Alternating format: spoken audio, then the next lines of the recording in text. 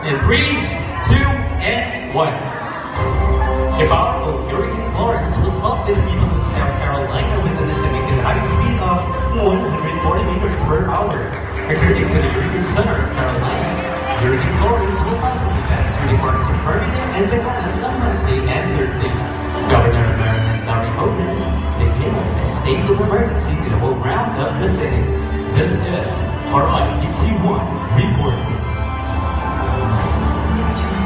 Okay, that's the first news story international. So try lang natin in showbiz. Showbiz news. Sige sir, sirayin natin sir. In 3, 2, and 1. Eating Bulagas phenomenal Lobster album is the latest with newest love pick in the Philippines. It is characterized by the Richard and Amy Rosa, aka Lila. September 15, 2015, for the album nation release 15 million streets that runs worldwide.